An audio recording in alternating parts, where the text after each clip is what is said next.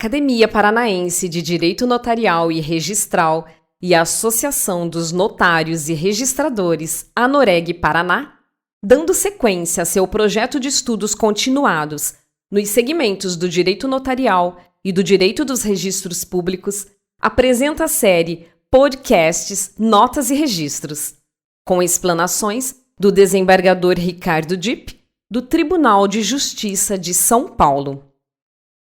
Muito bem, continuamos, graças à Academia Paranaense de Direito Notarial e Registral e à ANOREG do Estado do Paraná, com esta série de anotações ao Código Nacional do Extrajudicial. Meu agradecimento à presidente da ANOREG Paranaense, a professora Mariana Potenato Martins, e a sua coordenadora acadêmica, a professora Mônica Dalla Vecchia. Pois muito bem. Publicado no Diário da Justiça de 4 de setembro de 2023, o provimento 149/2023, de 30 de agosto, editado pelo Corregedor Nacional de Justiça, ministro Luiz Felipe Salomão, foi já acrescido de novas regras, com a inclusão de seus artigos 220-A a 220-K e 440-A a 440-AM, bem como de alterações em seus artigos 331 e 556, incluindo-se ainda uma nova seção e renumerando-se outra. Essas mudanças resultaram do provimento 150, de 11 de setembro de 2023, editado, portanto, pouco mais de 10 dias após a edição do provimento 149/2023. Esse provimento 150, oriundo da mesma Corregedoria Nacional, leva a que o Código tenha agora aos seus 555 artigos originais, dispostos em parte geral, artigos 1º a 353, parte especial, artigo 354 a 554, concluídos com um livro complementar, 2 artigos, os artigos 555 e 556. Como dizia, essas mudanças levaram a que aos 555 artigos originais se juntassem agora novos 49 artigos. Pois bem, embora, como já ficou dito, essa normativa tenha expresso caráter de consolidação, designou-se nos aludidos provimentos como código. Então, ali se lê: Código Nacional de Normas da Corregedoria Nacional de Justiça do Conselho Nacional de Justiça, Foro Extrajudicial. Isso é um nome bastante amplo, mas que, no próprio Código, vem indicado de maneira simplificada.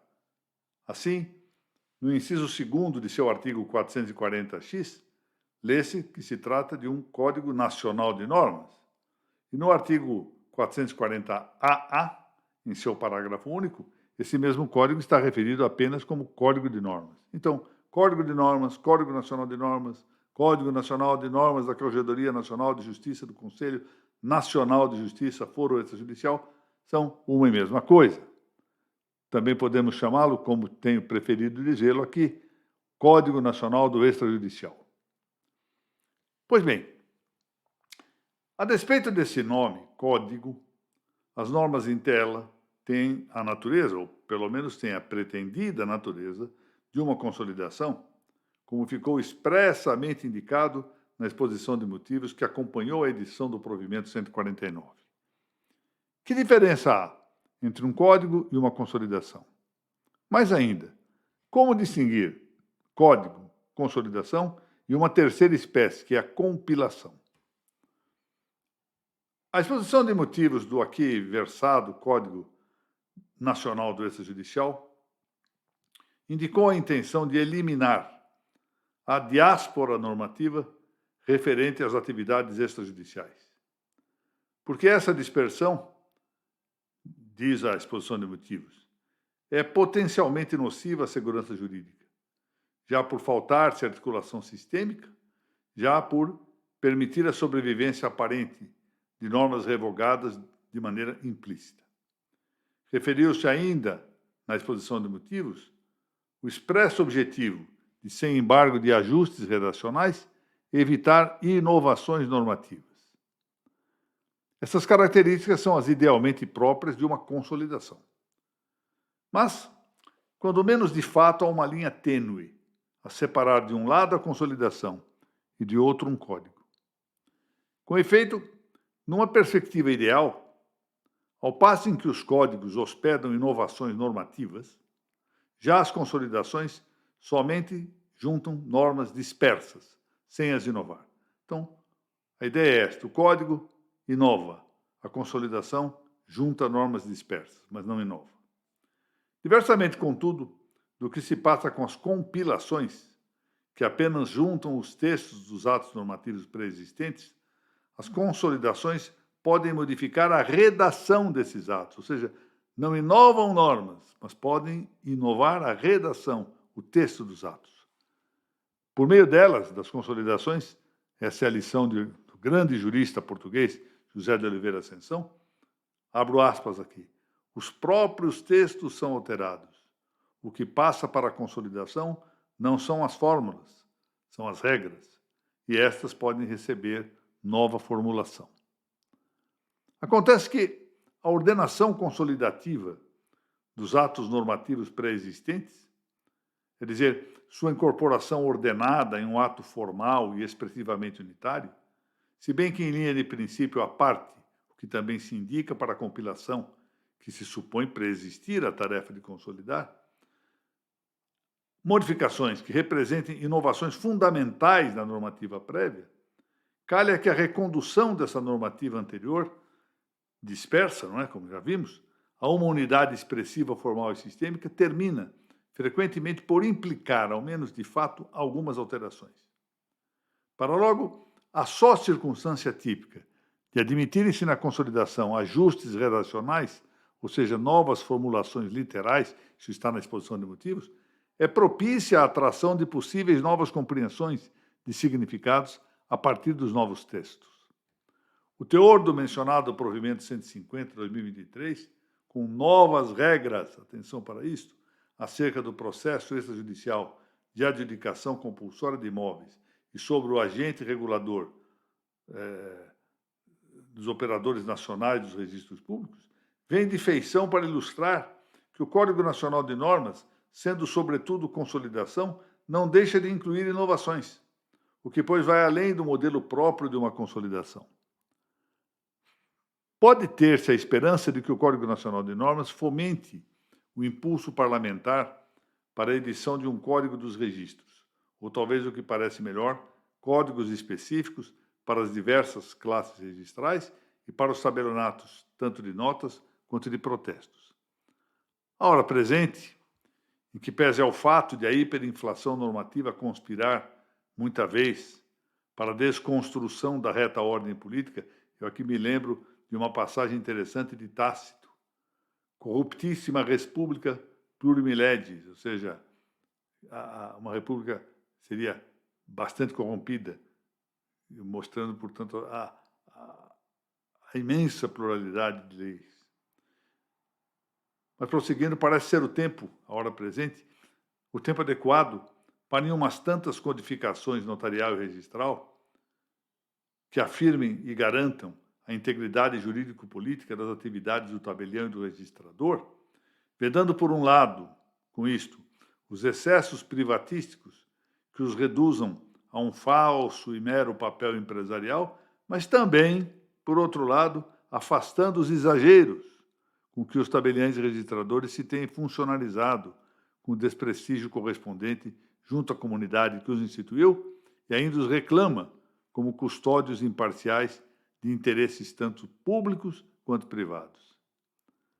É paradoxal que instituições destinadas a conceder segurança jurídica, para cuja satisfação se exige independência jurídico-profissional, não contem com uma normativa sistêmica de origem parlamentar que clara e extensivamente estabeleça os deveres de ofício dos tabeliães e registradores. A experiência confirma que todos estão de acordo em exigir a observância da moral, enquanto ela, genérica, pareça quase indeterminada, porque aí, ao menos, se adere de modo implícito ao incontornável bonum facendum et malum vitandum, ou seja, fazer o bem e evitar o mal, Primeiro princípio esse da razão prática. Basta, entretanto, que se descenda a alguma singularização de comportamentos para já então se insinuarem discussões e conflitos, sobretudo agudos, em tempos de crise de racionalidade e quando se põe em xeque a própria existência do bem e do mal.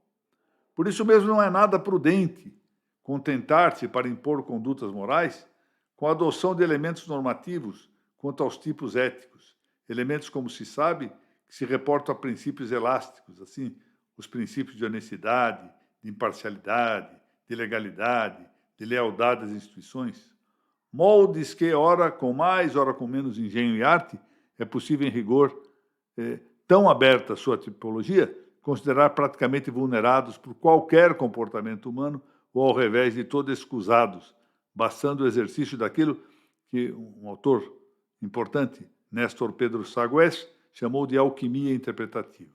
Não.